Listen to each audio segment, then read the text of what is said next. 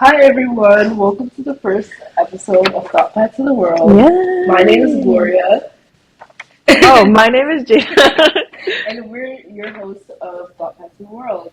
Today, on our first episode, we have our amazing guest, Nana Brew-Hammond, and we're just going to give a little rundown of her amazing bio.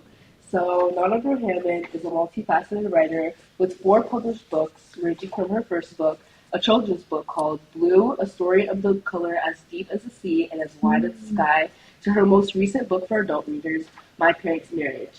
Both Nana and her work has been recognized by NPR, the Newark Public Library, Kirkus Reviews, and the Center of the Study of Multicultural Literature, just to name a few. Damn. She's a proud Ghanaian American and a lover of God, family, fashion, and words.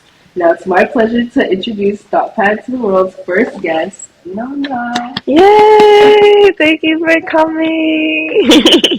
For having me. How are Of you? course. I'm well. How are you? Good, good. Happy Friday. Yes, we're so. Oh my Friday. God, hallelujah. We made it. Okay. Yeah. And so we're gonna move on by getting to know one another with a short Q&A, and then we have a game at the end. So let's do it. Let's do it. Okay, so our first question is, imagine your life is a story and you're the main character. What is your tale? Oh my gosh. So wait a minute. Yeah, that's something to think about. I think my tale is an adventure.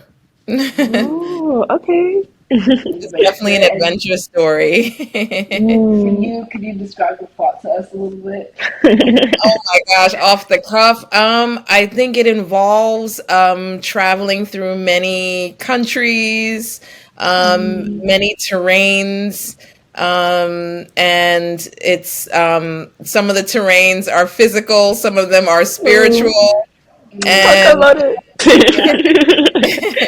Yeah. but the spoiler alert is God is with me and is keeping me going till the very Oh, end. That's yeah. Oh my God, you great. actually did really well with that question. Oh It's my a very God. broad question, so Yeah, but she caught. She yeah. ate that. See, she's not a writer for nothing. Yes.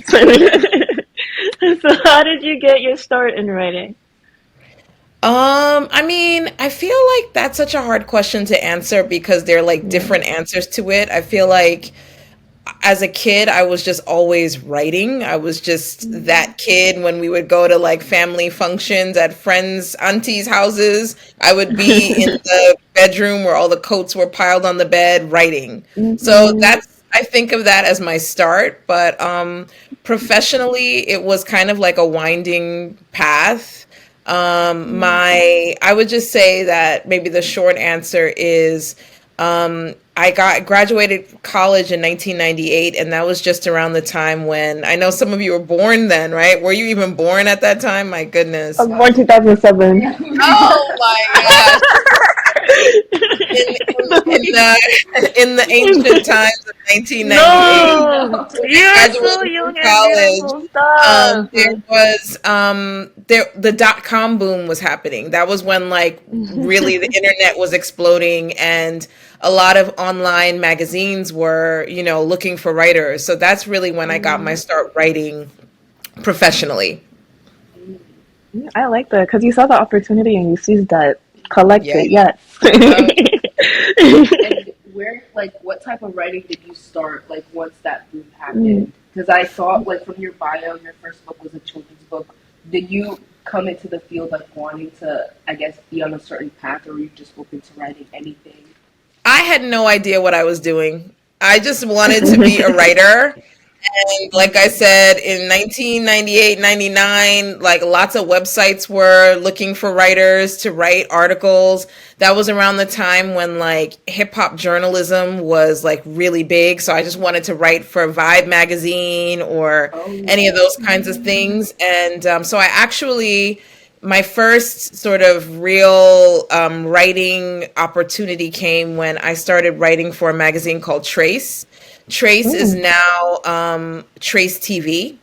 So, but at one point it was a really hip downtown kind of Oh, transcultural magazine that was okay. sort of like the, I don't know, really kind of high fashion, Oh. street culture magazine, and I loved it. And so I did. That was really like my first big break. Mm. And did you like that type of writing? Like, do you still participate in Yeah, like I loved it. It's so funny that like that was really what I saw. I mean, I wanted to write books, but I saw my life as being an editor for like a dope magazine, and that would be my life. But the economics of it was not working That's out. true. Hmm. So Gotcha. I ended up pivoting and going into copywriting, Mm. which I mean, copywriting is writing for brands. Mm. So do moving into advertising writing. But what was cool is that because I had this sort of like editorial foundation, a lot of my copywriting was prized because it had like that editorial voice and that like personality. And so that really was helpful to me because I started writing for an agency that was had Nike Women as their account, and Nike Women Oh. wanted editorial voices for like their newsletters, for the website. Mm. And then I ended up moving into another job where I became an editor, but they wanted me because I was an editor who had an advertising exposure and oh, background. both So sides? I kept on sort of Okay. like toggling between the two. So, so Mm. yeah. Wow, you're so experienced. Oh my God. So, okay, what would you say has inspired you, all of your award-winning writing? Like, talk to us. You know what? I think that when I was a kid, Mm. I was always sort of, I loved reading, and I didn't really necessarily find books that spoke specifically to my experience. I was like, I mean, I'm a Ghanaian American, my parents are immigrants, and I couldn't find books that were speaking about that. It was mainly, Mm. it was either like Sweet Valley High, or it was, Ludell and Willie, but it wasn't like it was hard for me anyway to find books that really spoke to my experience. So, yeah, I just kind of was always interested in figuring out how to do that. Mm. Yeah, I feel like that kind of speaks a lot to ThoughtPad's mission because, especially like talking for us personally, like I Yeah. wasn't really exposed, even though we're younger, like still, we weren't exposed to African literature as much. I think Chimamanda Adichie, she came on the scene like around the time we were born, so like I Mm. didn't really get to know her books until like when I became a teenager. Mm. So yeah, it's still pretty prevalent that we don't see a lot of like African perspectives, especially in mainstream literature. But we're Mm. really glad that you're one of the authors You're a that's trailblazer. taking a stand and representing us. So it's really beautiful. Um, our next question is: who are some of your inspirations? It could be literary inspirations, so inspirations that like authors who have inspired your work, or just your inspirations and how you move about life. Well, in terms of literature, I admire so many writers. I admire Chimamanda Adichie. I think that, somebody once asked me, like, do you feel frustrated that she is the face or the voice of African literature? And I'm like, no. I feel like I mean, for her to have been given that mantle, she wears it so graciously, and she's a great sort of spokeswoman for literature, and the fact that her books have done so well has been such, it's really helped open the door, I think, for a lot of African women writers and African writers and writers in general who are not necessarily writing narratives that we've grew up only seeing one style of narrative. So definitely, she is somebody that I admire. I my favorite books. I have a like sort of varied tastes. But in terms of African writers, I really really love Buchi Emecheta. She's a Nigerian author, and she passed away recently. But her book, The Joys of Motherhood, is like my heart. Such a classic. Mm. Um, and then there's so many. I really love James Baldwin. I think he is a Yeah. writer that wrote about faith fearlessly. And I really admired that about his work. One of my favorite books of his is Just Above My Head. Mm. So that's a really good book. And then so many others, too many to count.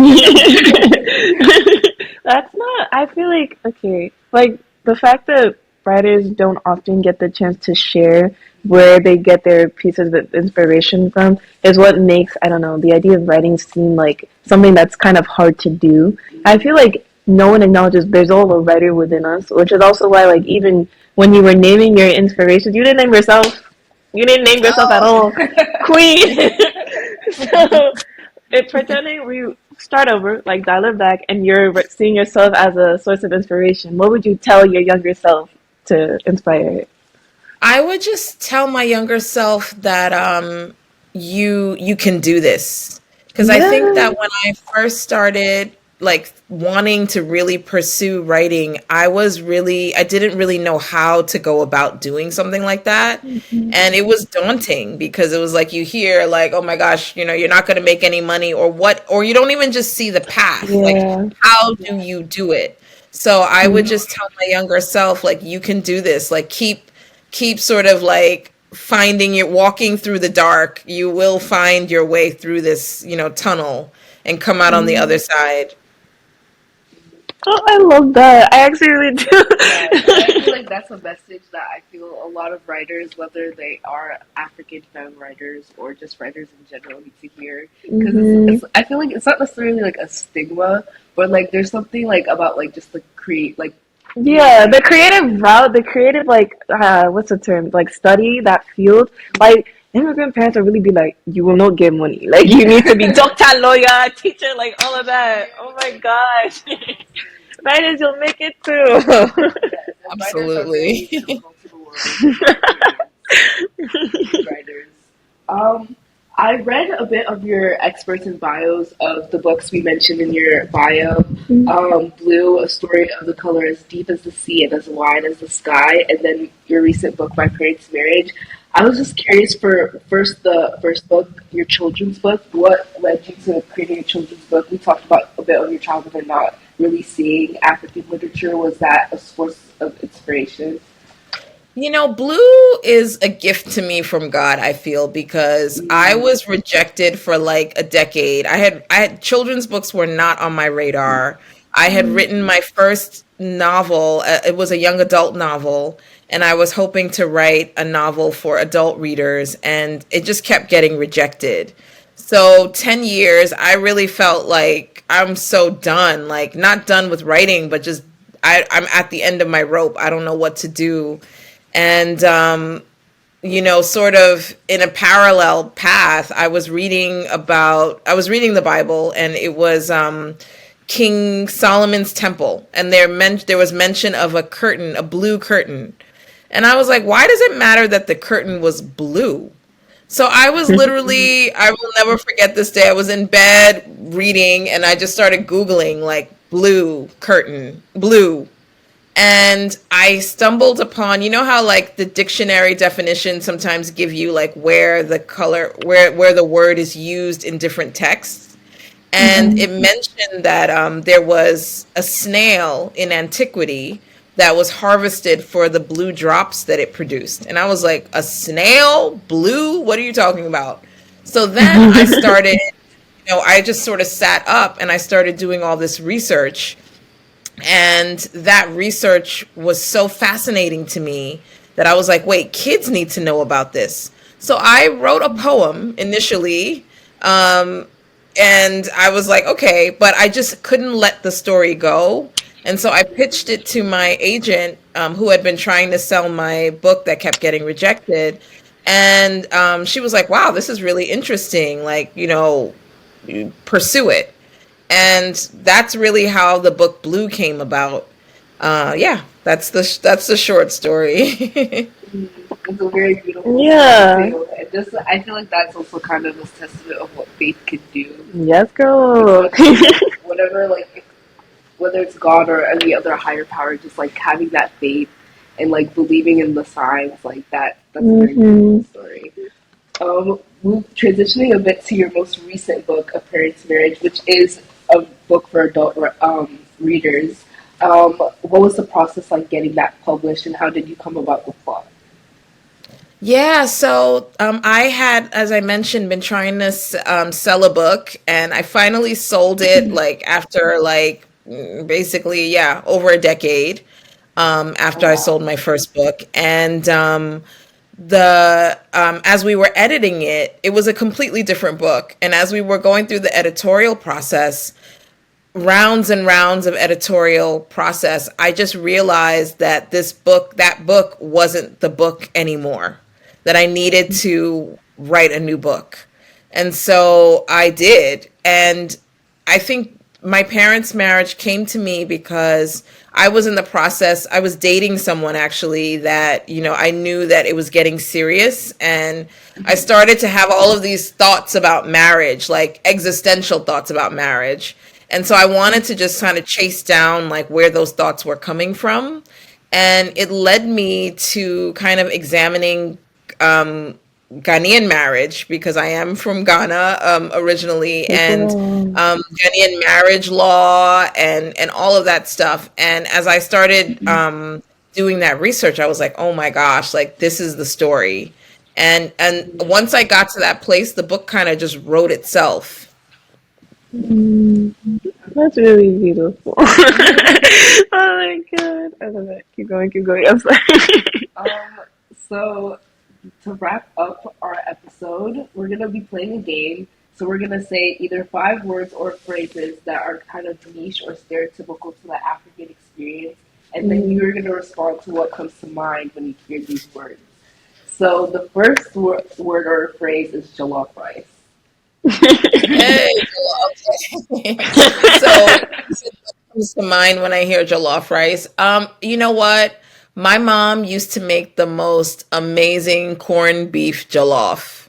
And Oh. I just remember that. I just remember her corned beef jollof and yeah. It Does just she tastes make it? so good.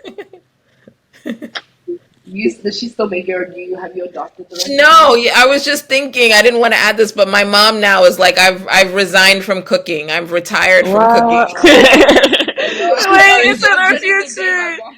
She's Wait. earned her retirement. She's definitely earned her Yeah. No, retirement. no, no. But yeah, I just remember like that makes me feel so like it instantly transports me to a time and place and that cozy, warm feeling of just good, delicious food. Oh, I love that. Okay, your next phrase, because I see you have some fire braids. We're gonna go African braiding salon. Oh my gosh. You know what? I see in when I think of African hair braiding salon is I see entrepreneur on the highest level. And Yes. I just see women taking care of other women. I see children. I see, the microwave going because the food came hmm in from wherever. And and I also see being there all day. Yeah, it's Yes. a long process, and I can see they're like the mini braids too. So Yeah. yeah, I'm curious. Have you heard of Jaja's African braiding? The Yes, I did. And I'm so sad that I missed seeing it on Oh, Broadway. But my sister saw it and she told me all about it. So I feel like I got to that was good enough. see it through her. But yeah, I really wanted to see that. I really wanted to see Yeah. it.